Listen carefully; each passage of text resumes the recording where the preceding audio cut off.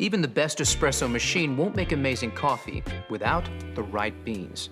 So, let's talk to an expert to get the inside scoop. Paul Geshos is a professional coffee roaster. So, let's ask him what to look for to enjoy third wave specialty coffee.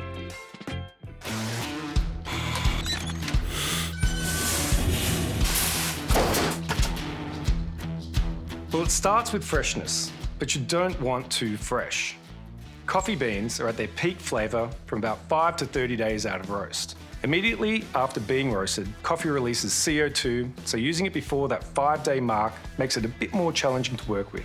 Once the beans are older than about 30 days, volatile aromatics start to fade, so the coffee loses the best parts of its character. Coffee beans of different origins, roast profile and age all need optimal temperatures to bring out their best. 93 degrees Celsius is a great starting point to understand the flavour potential of any coffee.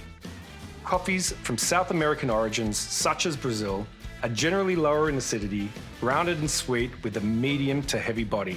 Their nutty and chocolatey flavour notes make them a good choice to pair with perfectly textured milk. On the other hand, coffee beans from African origins, like Ethiopia and Kenya, are higher in complex acidity and can be more floral and delicate. Stone fruit and citrus are very common flavour notes you'll experience and make these origins the perfect choice for a single origin espresso or long black.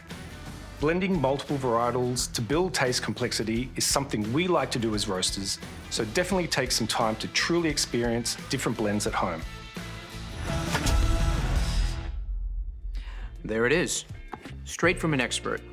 Only buy beans with a roasted on date, so you know exactly how fresh they are, and get to know coffee bean origins with their unique flavor properties.